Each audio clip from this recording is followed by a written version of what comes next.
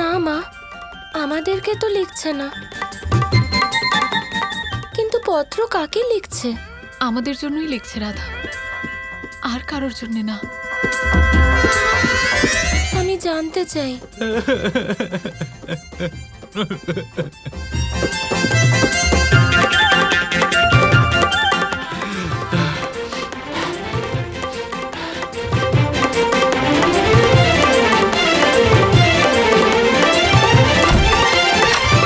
গোপাল, গোপাল, আরে আপনারা সবাই এখানে?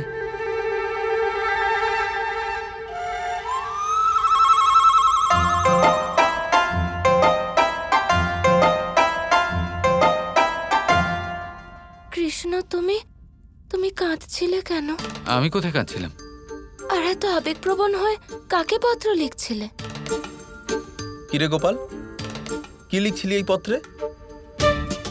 এখানে অত্যন্ত ব্যক্তিগত কিছু ব্যাপার আছে, আমি বলতে পারবো না। কি? আচ্ছা, আমাদের কাছে লুকোবে? বলো কি লেখা আছে ওই পত্রে। হ্যাঁ, দেখ না, প্রথমে মায়ের সাথে ছলনা করলো, আর এখন কথা লুকোচ্ছে। গোপাল, আমি জানতে চাই, বল, এত আবেগপ্রবণ হয়ে এই পত্র তুই তুই তুই কাকে লিখছিলি? বল। বল না। এটা আমি কাউকে বলতে পারবো না। আমি ছোট কৃষ্ণ নই এখন, আমি বড় হয়ে গেছি। আমার কিছু ব্যক্তিগত কথা আছে যা আমি সবার সাথে ভাগ করে নিতে পারবো না, সার্বজনীন করে দিতে পারবো না, তাই না? কি? সার্বজনিক? আরে সর্বজনীন? আমরা সর্বজনীন হলাম? আমরা তোমার ব্যক্তিগত জীবনের সাথে জড়িয়ে নেই। দেখো কৃষ্ণ, আর বিরক্ত করো না। এক্ষুনি এই মুহূর্তে বলো পত্রে কি লিখেছো, আর এটা কার জন্য? আমি কাউকে কিচ্ছু বলবো না। গোপাল, নিজের মাকেও বলতে চাস না? আমাদের বিরক্ত করো, সেবাও আমাদের দিয়েই করাও, মিথ্যেও আমাদেরকেই বলো, আর আমাদের কাছেই গোপন করছো। বলো না গোপাল, গোপাল বল না, বল দেখুন, না। অনেক হয়েছে, এই পত্র আমি কাউকে দিতে পারবো না। কেউ এটা পড়তে পারবেন না। শুধু সেই এই পত্র পড়তে পারবে যার জন্য এই পত্র লেখা হয়েছে। অন্য কেউ এই পত্র পড়তে পারবে না। না বাবা, না মা, না রাধা, না গোপীরা, কেউ না।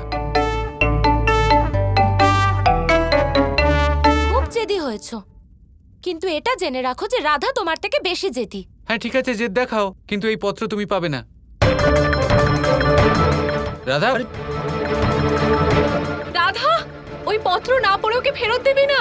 রাধা, পত্রে কি লেখা আছে আমাদেরও জানিও।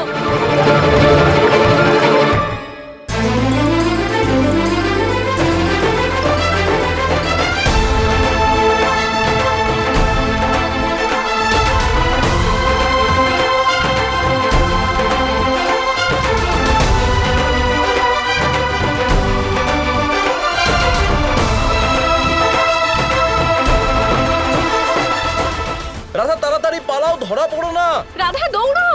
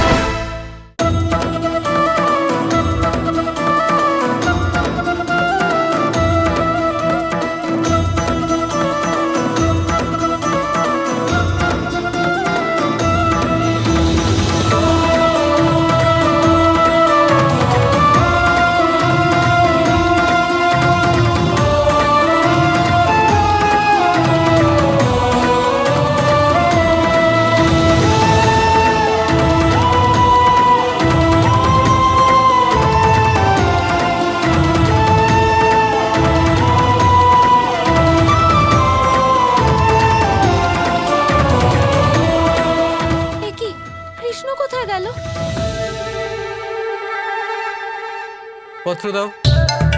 না। কেন দেবে না? এক মুহূর্ত দাঁড়াও। না। ওই দেখো, না। দেখো। না। দাঁড়াও রাধা, আমাকে আমার পত্র ফিরিয়ে দাও। কখনোই না। দিয়ে দাও। না। রাধা, ব্যক্তিগত পত্র পড়ে তুমি কি করবে? দিয়ে দাও না। না না না।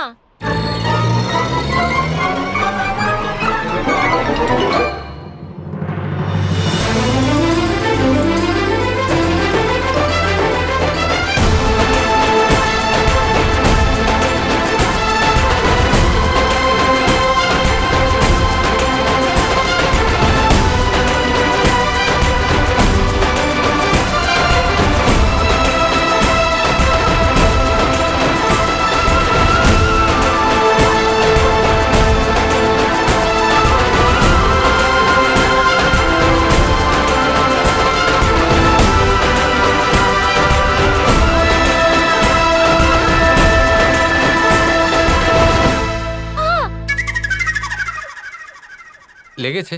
হ্যাঁ তো। খুব ব্যথা করছে? হ্যাঁ।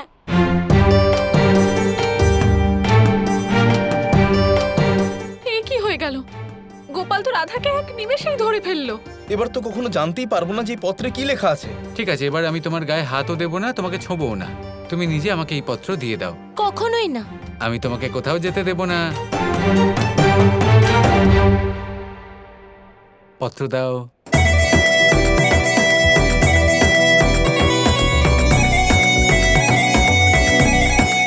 মা, পত্র দাও। বাবা, রাধা, তোমার কি মনে হয় তুমি একাই চালাক? পালাও রাধা, পালাও। আরে কি পালাও? আরে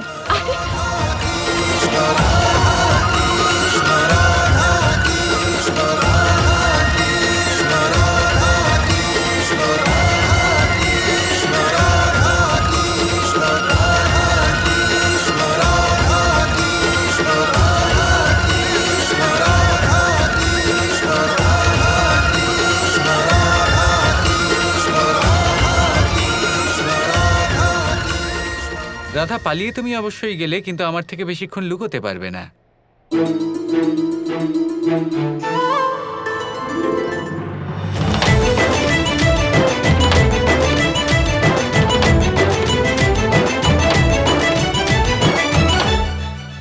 আরে রাধা, গোপাল। ওহো, পত্র তো গোপাল কেড়ে নিল। তা গোপালের থেকে কিছু কেড়ে নেওয়া কি এত সোজা নাকি? হ্যাঁ, কৃষ্ণ, পত্র ফিরিয়ে দাও, আমরা পড়তে চাই। আপনারা সবাই পড়তে পারবেন না, এ হলো আমার ব্যক্তিগত পত্র। এসব করা পাপ, এসব করবেন না। তোমার কি মনে হয় যে একা তুমিই চালাক? আমার পিছনে ধাওয়া করে আমার থেকে পত্র কেড়ে নেবে? তাই নাকি? বাহ, এই পত্র আমার হাতে আছে, এই দেখো, দেখলে?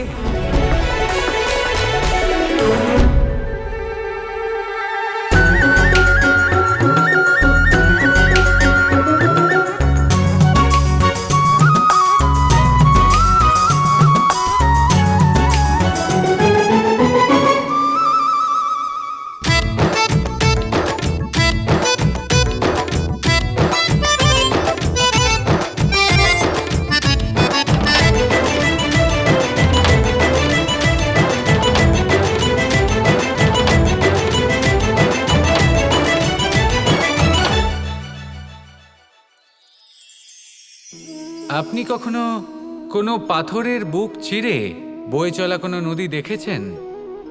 পাথর নদীর সামনে নত হয়ে যায়, তাকে বাধা দিতে চেষ্টা করে কিন্তু কখনো বাধা দিতে পারে না।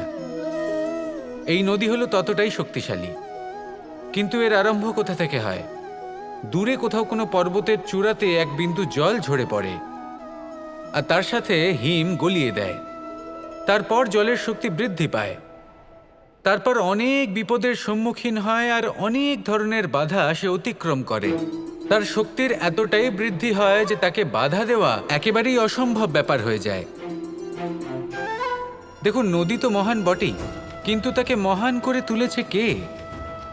সেই সকল বিপদ যার থেকে ও কখনো পালায়নি। সেইভাবেই আমাদেরও বিপদ থেকে পালিয়ে গেলে হবে না, তার সম্মুখীন হতে হবে সাহসের সাথে, পূর্ণ শক্তি প্রয়োগ করে। তবেই আমরা শিখতে পারবো, তবেই আমরা সামনে এগোতে পারবো। যদি আপনি জীবনে কুন্দন হয়ে উঠতে চান, তাহলে জ্বলন সহ্য করতেই হবে। আসুন আমার সাথে ভালোবেসে বলুন, Radha Radha. Krishna Krishna Krishna Krishna Krishna